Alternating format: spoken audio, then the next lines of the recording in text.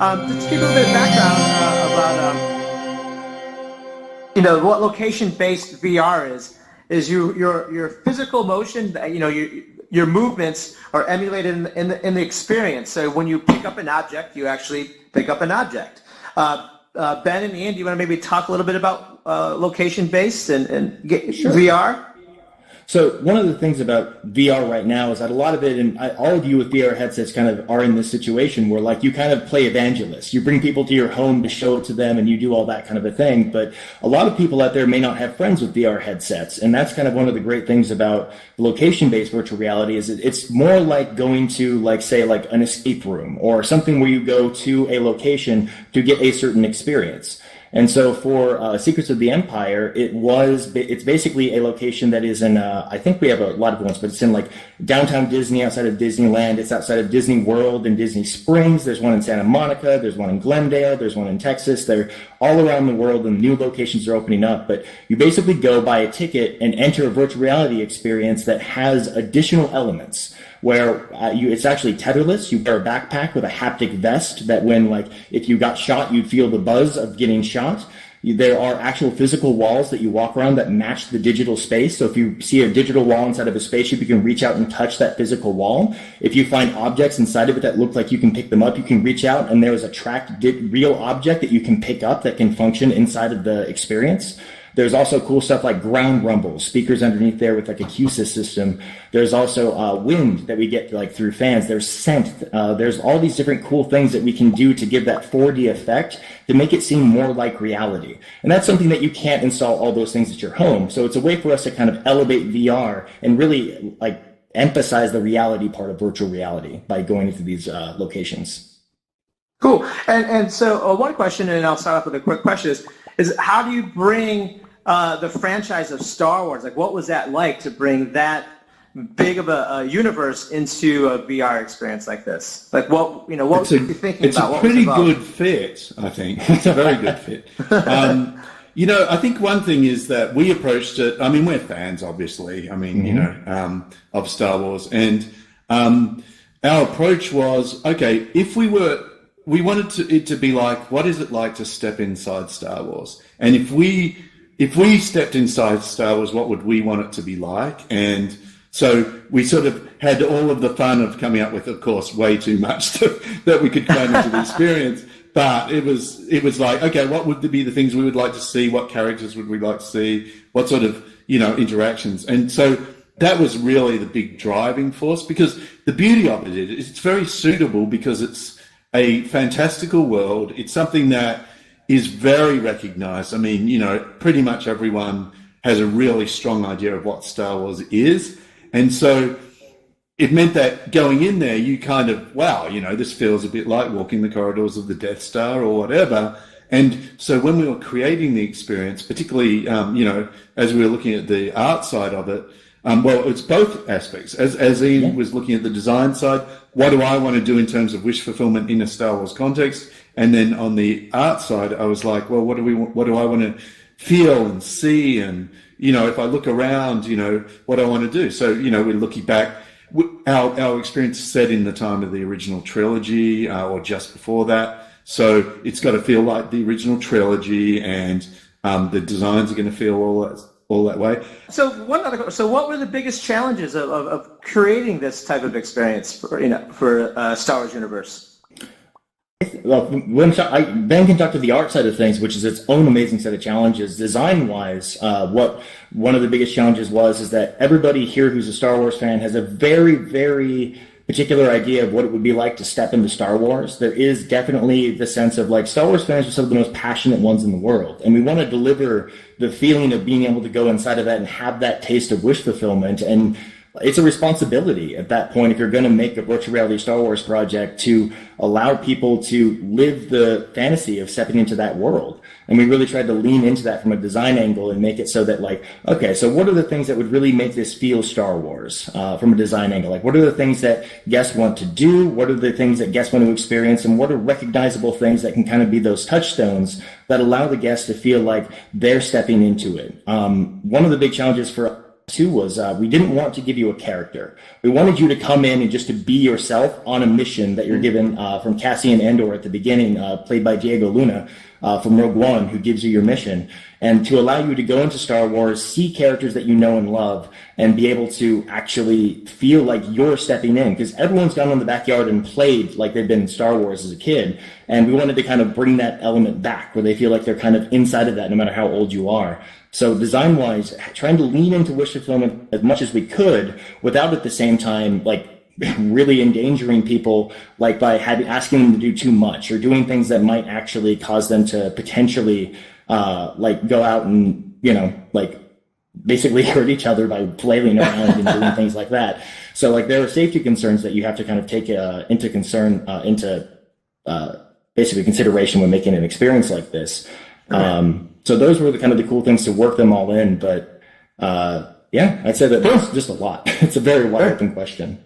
Then could talk about the visuals. For sure. Well, getting it. I mean, the visual goal for us was always to try and make it look like as much like the movies, like you've stepped inside the movie as you can. But you're in VR headsets, you're in laptop computers that are on your back, and you've got to run at 90 FPS stereo. So anyone here who's a VR developer knows some of the pain that you're going to have to face in making it look real, or as real as possible.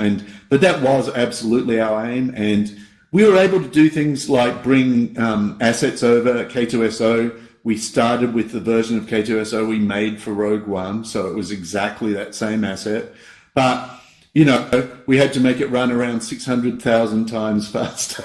It would run for 24, like it would be 24 minutes a frame for the movie version. And our version, which was basically, you could look at side by side with the movie version in a turntable, and you're like, oh, it's the same. You know, the same thing, huh? It's hard to pick.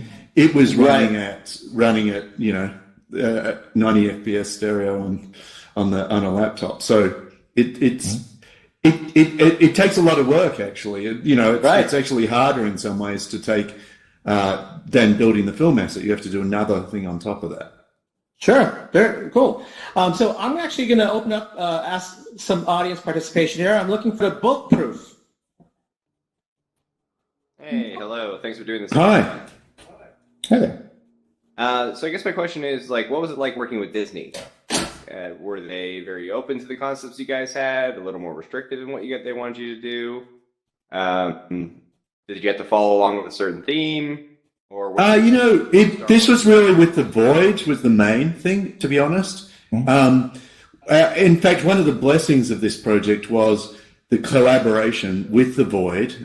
They're a great bunch, Curtis Hickman and Tracy Hickman, who was one of our writers, and the team at the Void were, they had done this before with the Ghostbusters experience, and so they had a lot of experience they brought to this. And then a blessing for us was that it was an in-house project. We were working with Lucasfilm Story, and it's a new area for them as well. And, Diana Williams and the team with Lucasfilm Story, Matt Nunn particularly as well, were really big collaborators with this. And, one of the things that we want to do at ILMxLab is we're story focused. We like, our motto is step inside our stories. And so, we did want this to be very story led. So while Disney had a little bit of involvement in terms of actually, frankly, advice, like the Imagineering folks took a ride through, took a play through, there were a lot of things that we were grappling with. Like at one point in the experience, you fly on a little platform, and there was concern about whether that would make people uncomfortable and that sort of thing. And so, we consulted with them, and they were, we're not sure. But in the end, we sort of got our prototypes sorted out and put them through, and they're like, oh yeah, this is going to be fun. People are going to really like this. So no, it was actually it was the main collaborators were the folks at the Void and at Lucasfilm Story, and that just was as smooth as it could be. It was really good. Cool. By the way, if you want to ask a question, just hit. You'll see on your menu. Ask a question. Our next person is Wintermute. Are you here, Wintermute? Hi. There. Okay, you're up there. Cool. Yeah, so I was wondering, you talked a little bit about having almost too much material for this original experience. I'm wondering if there are any other like episodes in the works or anything like that. Well, we can't talk about we can't really future talk too projects. much about it. We'd love to we do can say another that, like- Secrets of the Empire, though. Let me tell you that. That was a lot of fun. Yeah. And we have a lot of ideas. But no, I mean,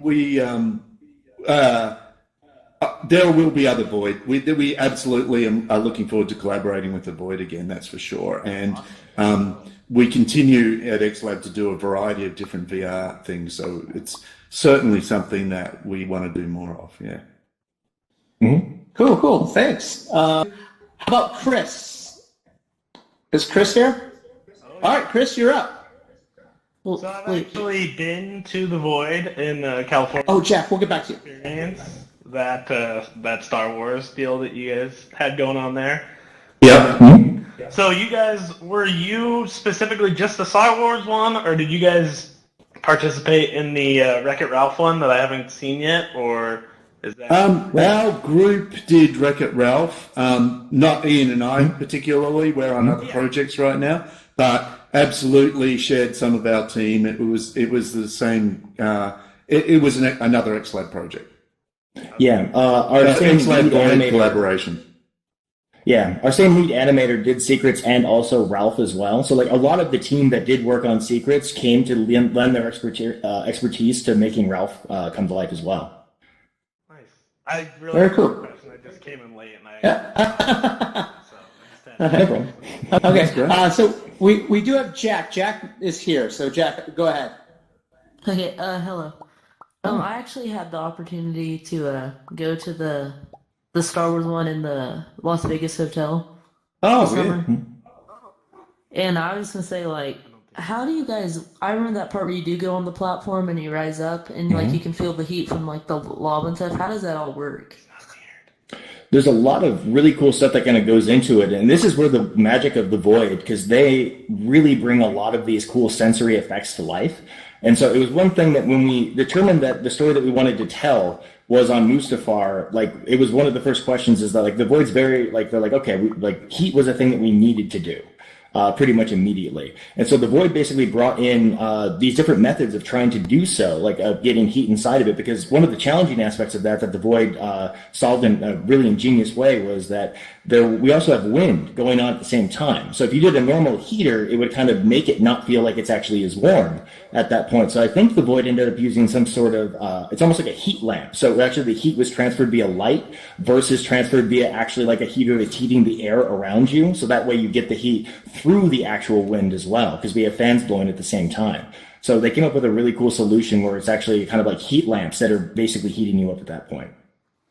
Very cool. Yeah, but at the end, my favorite part was where like Darth Vader, he started like coming at you. You know, Spoilers! that Step part, them on. That's right. that part freaked me out. Not gonna lie. Yeah.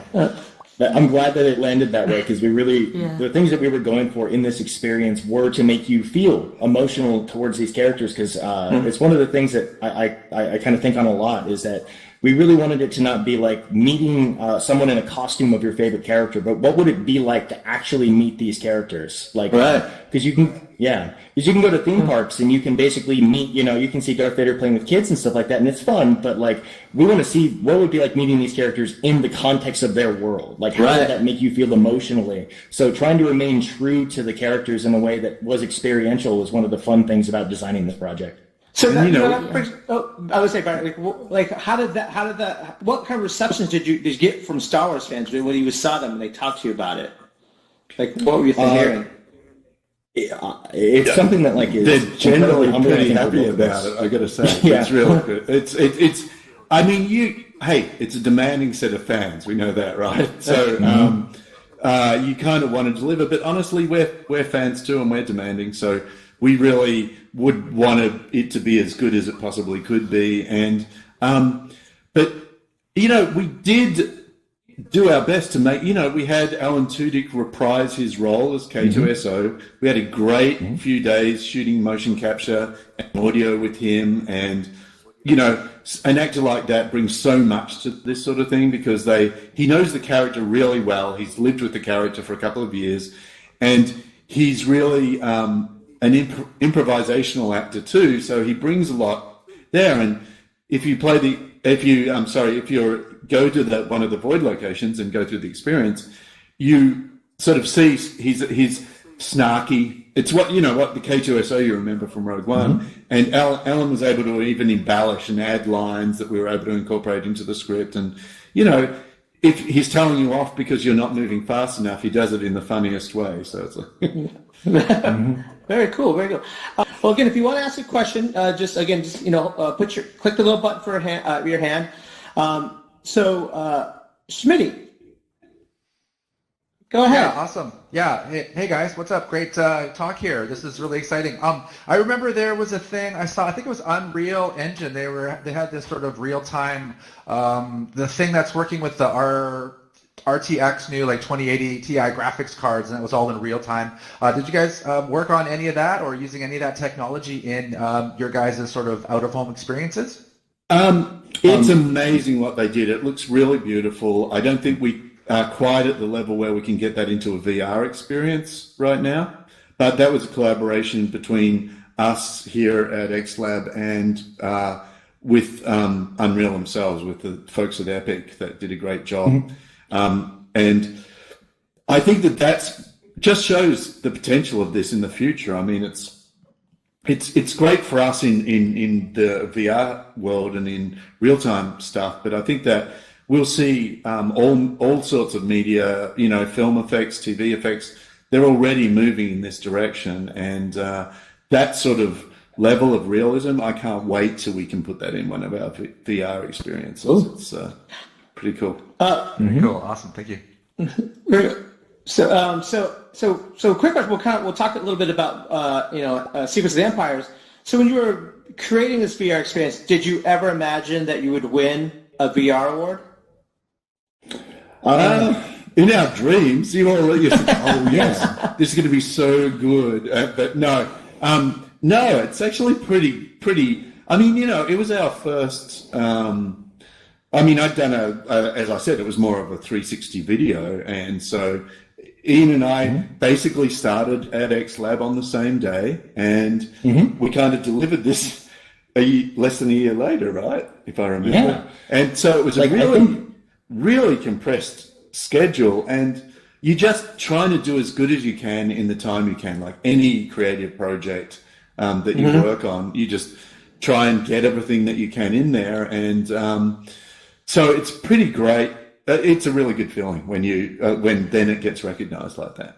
Yeah, I think one of the things that it kind of taught me though, that if I never really pursued awards before, but this was something where we were much more concerned about making sure it lived up to the expectations of the fans, inside of that. And that kind of leads to the awards by making sure that you're delivering something and know where the heart of a project is, and trying to make sure that project kind of reaches that. And that's where you're going to start getting into awards territory of how well you reach that target of what you're trying to do, and how well you've chosen the things that are meant to be impactful. So I think that's kind of a change. Yeah, we were just trying to make it good. We weren't saying let's go out and win an award with this. But we absolutely wanted to push the boundaries experientially and visually as far as we could in a VR context, for sure.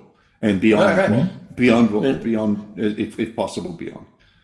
Well, so when it comes to the physical locations of the void, and how involved were you with creating, in building those out? Were you involved with that at all, or were you? We had some early talks about basically because they were basically kind of figuring out a lot of the things of how they would arrange their stage for this experience. So figuring out what effects needed to be where was a very collaborative experience to make sure that we were getting the angles of things and making sure we were taking advantage of them. If we had an air compressor that could shoot a burst of air, like there are real world constraints on how you can place those kind of in the stage where like they kind of make sense and can get the proper, wiring and everything. So we really kind of, the design and also the stage design kind of went hand in hand to make sure that like one could definitely make the other better, and if the other needed support from the other, ways that we could kind of go back and forth between them.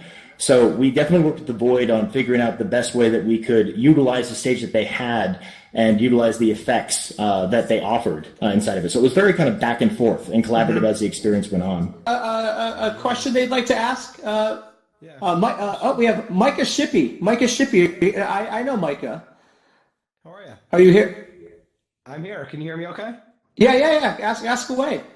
So I'm just wondering if you felt like the Void really retained the story, or did something get lost, kind of like when a book goes to a movie?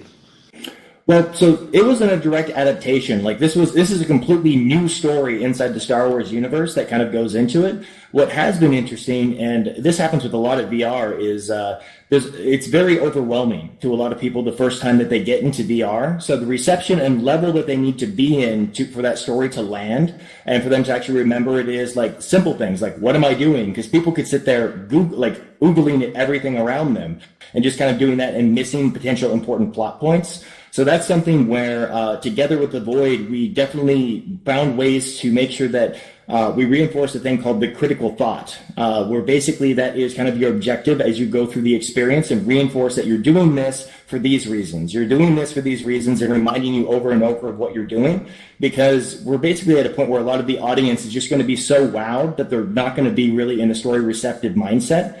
So we tried to make sure that the story was simple enough, but at the same time something you could own, and then also something that had the consequence of something that you wanted to experience inside of Star Wars. Yeah, it wasn't so. The story was absolutely conceived for this experience, yes. And it is Star Wars canon, and it is, I think, one of the very first times you get to see Darth Vader, in other than obviously from Episode 3, but. It's something that we did. One of the things we sort of found was that we had characters talking to you a lot and giving you a fair bit of exposition, and you get in there and you're like, oh wow, I'm in a spaceship and now I'm landing on Mustafar, and you don't want to sit there and listen to a character just chatting at you. So people would lose all of this stuff. So we really then had to latch on and make sure that we used. VR is a very powerful storytelling medium. We need to make sure we directed your attention to the right place, so that we had you sit down at a certain point. So then the characters are sort of you're almost like then in an audience mode for the characters, and basically use various tricks to draw your attention and constantly reinforce. Ian talked about the critical thought, and he was the critical thought or the thing that the MacGuffin or whatever you want to call it, is that you have to find this crate and find out what's inside it.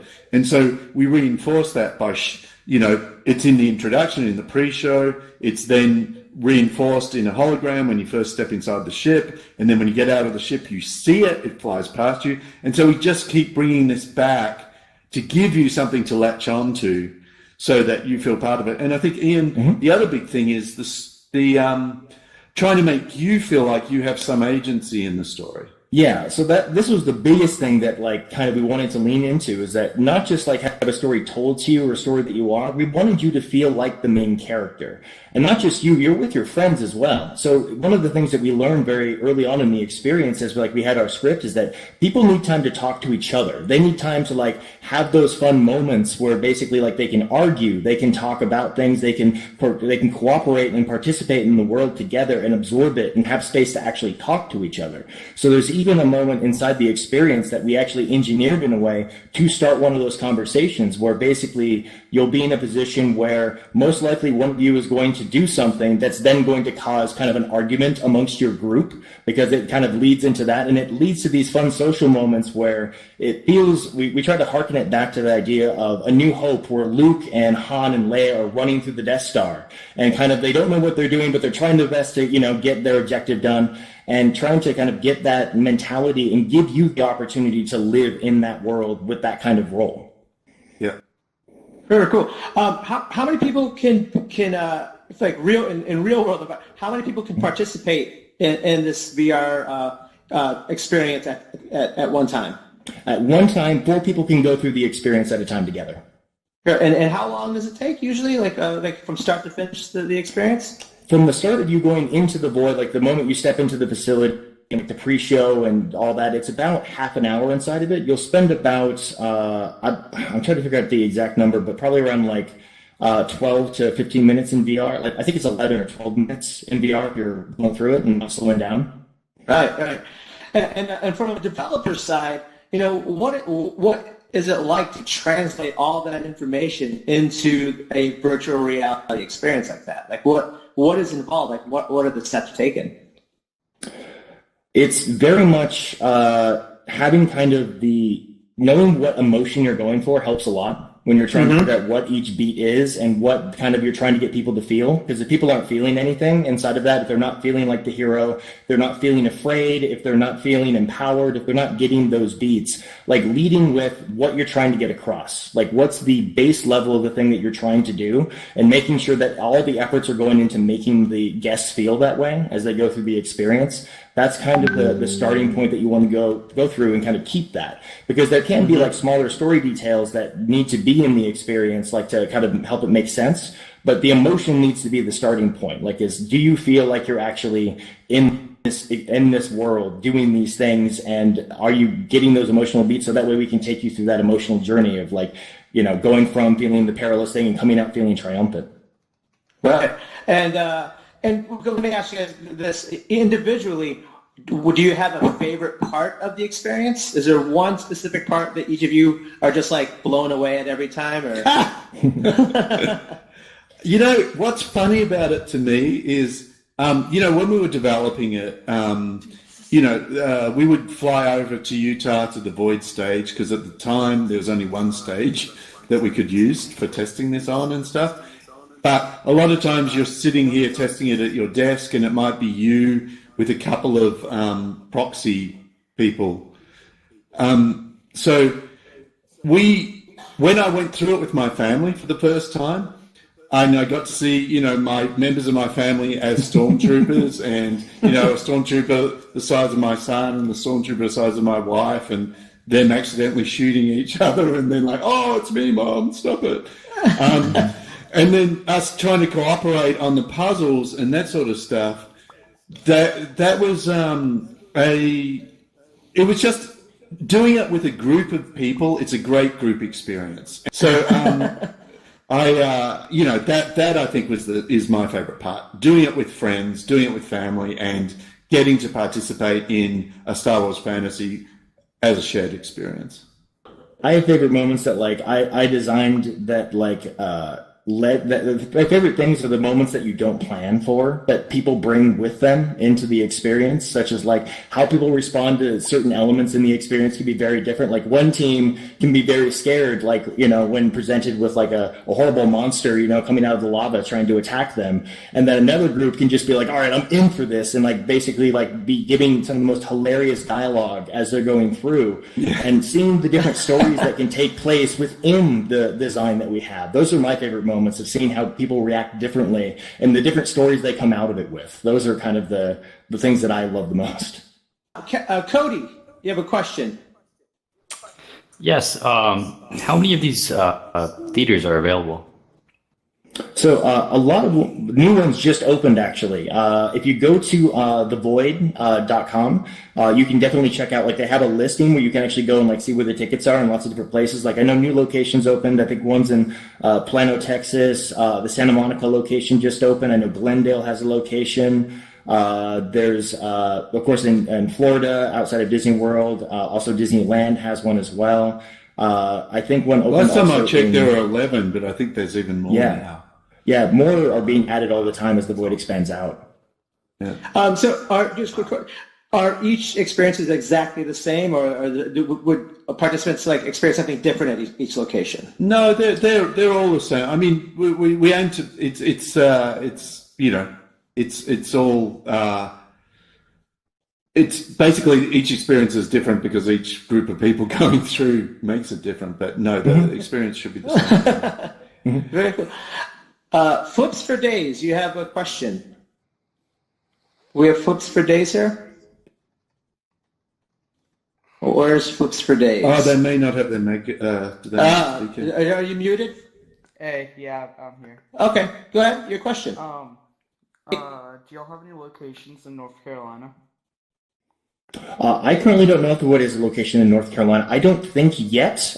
They have just in the last, I think few months, they opened 11 more.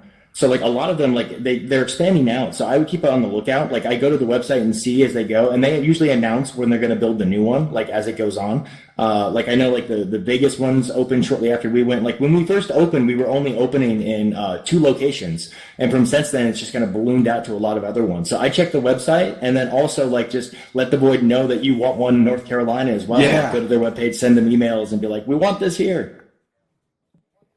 Very cool. Kevin. Void.com, right? Yes. Yeah. Yep. Kevin, are you here? Hi, yes. Go ahead. So I actually did the location in Orlando, and it was really cool. Really enjoyed it a lot. But I was wondering, like he was saying, are you going to have other like simulations? Like, would you have ones in the future that are kind of different, or are you not going to? So already, like as XLab, we have come out with the Wreck-It Ralph one. So there actually is another one that XLab partnered with the Void on that is in the Wreck-It Ralph universe, which is like where you basically go in and it's its own story. It's not like a retelling, but it's a cool new one that just came out within the past few months that you can go and check out.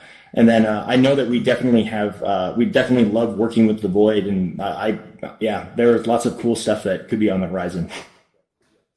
So yeah, I'll definitely be looking out for those in the future.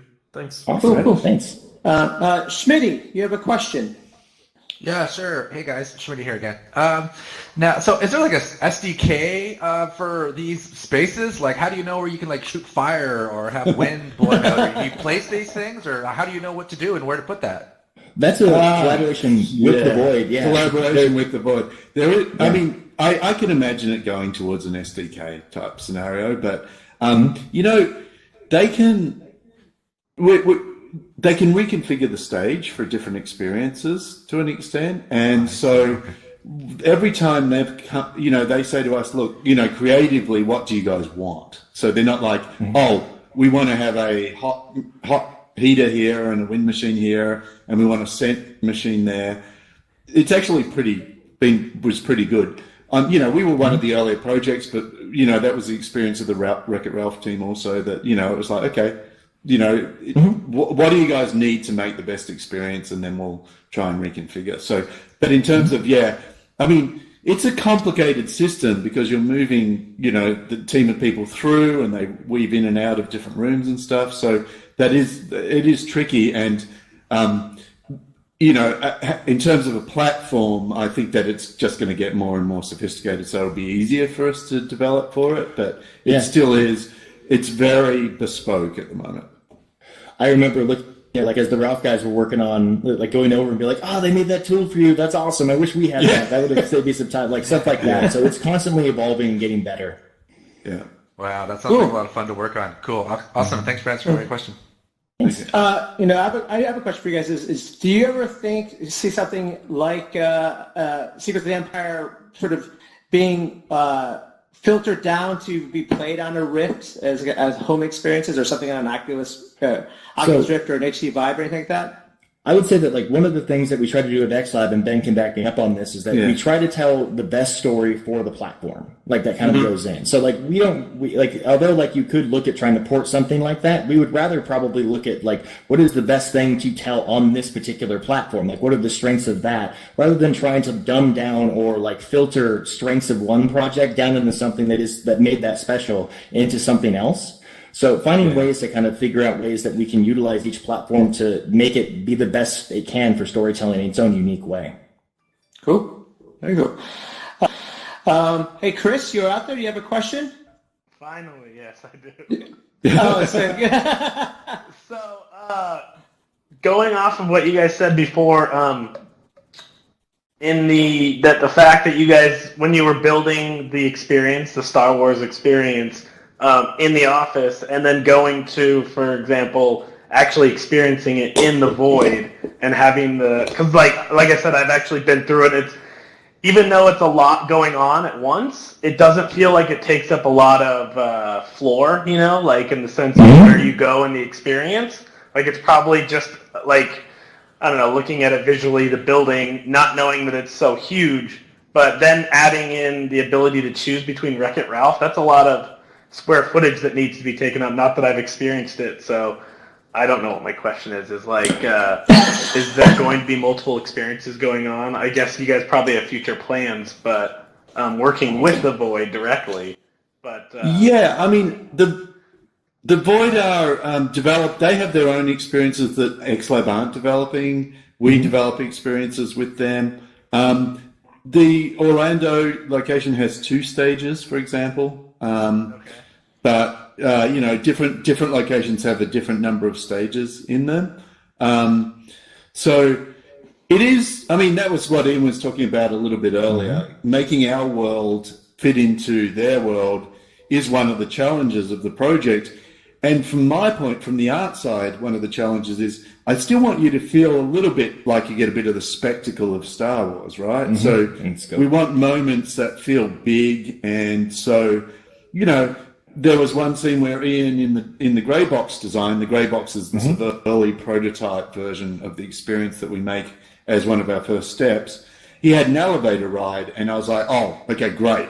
We can put a window in here and be looking out into this giant sort of area, like you're looking down at where the different people are working inside this big facility. So we looked for opportunities like that to open it out, and at one point you go out on a balcony and you're looking out across the lava fields. So that's something that we do try and do, and I think it's a good thing to do in VR is really exploit the fact that you can just add. Yeah. Of course, you still want to corral your people so that they can't just walk off into the sunset. Exactly.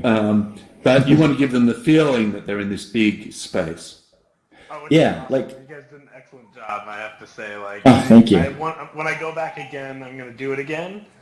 But I was told the Wreck-It Ralph one is more of a limited thing, so I don't know how long it's going to be around. Especially. I don't know. I think if you go, people go, it'll stay in there. No, it's none of them I think are limited. I think it's just how popular and stuff. I think Wreck-It Ralph's a lot of fun actually. If you get a chance to do it, it's quite different from our experience, and it's sort of it's kind of fun stepping into a cartoon, right? A full-size cartoon, and or a full-size animated thing. So, I think there's a future for all of these. Nice. Cool. Thank you, guys. Wintermute, you're out there. You have a question? Yeah. So you were mentioning designing the experience to the platform, and I was reading recently that Audi has a new VR platform integrated in the vehicle, and I was curious if ILMxLab has any plans to develop something for that. Well, we can't talk about any future plans or anything, but it is a very cool platform. Just thinking about how driverless cars are going to be a thing. So that way, what are you going to do when you're not driving? Is there a possibility to fit cool custom entertainment into those kind of spaces? So there's definitely awesome opportunity inside of those things, but we can't talk about anything project wise or. But hey, if we got a free Audi out of it, we definitely consider send us free Audi. Like that. We'll get the address out. Chris Fox McCloud, are you out there? Yeah. Hey, how's it going? Thanks for there the question. So I have a random question. I feel like you guys are really optimizing for a niche platform in the Void right now. At least I know that it's going to be huge in the future. But if I were you guys, how do you? Or my question is can you provide me with some advice as to what it would take to get a Rogue Squadron VR game to be made? I want to play Rogue Squadron in VR, and it would be amazing if it were multiplayer. Can we do a change.org petition? How do we get people to make that game? That's it. Sorry. That's a very good question. That's a great question. I want to ask that question. I asked. Yeah. So I would say like the big thing that I would say that Star Wars is very receptive to like fans and like figuring out like what the thing is. Like I think that like what fans are looking for, they definitely like it. So if that's something that you want, like raising your voice as fans is a really great way to get like people to notice what it is that you want, like and to be like, hey, this would be amazing. Like look at all the people that want that kind of a thing. Like that's a good place to start on it. Like one of the things for XLab is that like in flight simulators in VR are definitely a popular genre inside of that as well. But I'd say just as fans, like let people know, like post on like Reddit, post on forums, and like basically like try to garner people to get the attention for it. And then like someone who's very high up maybe like, why aren't we doing that thing? And then maybe it filters down so we get the opportunity to do something like that. Yeah, exactly. Yeah, it would be amazing because the X-Wing mission in the Star Wars Battlefront game on PSVR was amazing. It was amazing, and it just feels like you're sitting on a pile of gold, a giant pile of gold. And I want to give you my money right now. If you could do that. Thanks, guys. Thanks for your question. Thank you. So look, guys, we have a couple more minutes, and I wanted to ask you guys one last question. And out of this Star Wars universe, each of you individually, what is your favorite Star Wars movie out of all of them? And why? That's really hard because I worked on episode 2. I'm waiting for Ben to answer this that's one. really hard. And I had a great time on it. I mean, people had different opinions of the movie, but I would say it was a blast to work on that. It was a blast working with George Lucas. And so that film will always be one of my favorites. But of course, probably like most people, Empire Strikes Back is the one. I was in my teens, and it had the beauty and visual quality of Star Wars. I was a big fan of visual effects as well, and ILM really kicked up the effects to the next level on that film. Empire is of course my favorite from growing up and stuff like that.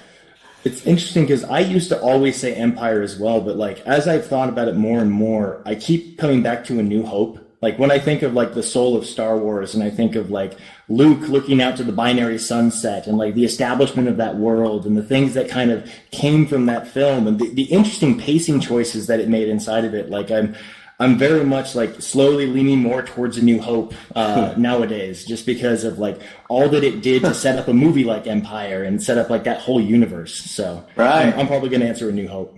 But I have to say I love the new films as well. Yeah, absolutely. Our colleagues are sort of working on those and doing a great job. The reality of the effects that they're creating for that is a constant inspiration to us, and if we can leverage that and get something that feels that way in VR, that would be our dream, and it's the thing we strive for. Yeah. Okay, cool. Well, thank you for answering that question, and let's give everyone let's give them a hand.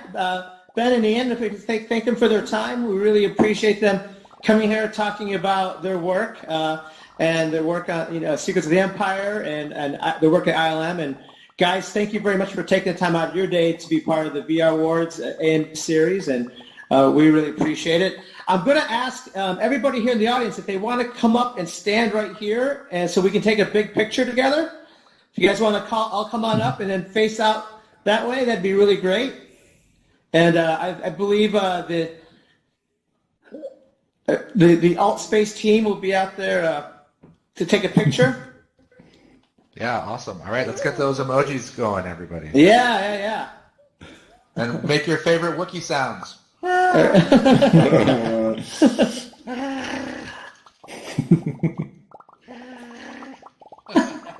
That's pretty good. Who's making those sounds? Much everyone, thanks for coming out, and the AMA series will happen every Thursday, I believe. And Ben, Ian, thank you very much for your time. No worries. Thank you so much for hosting us, and thank you everyone for coming and for the questions.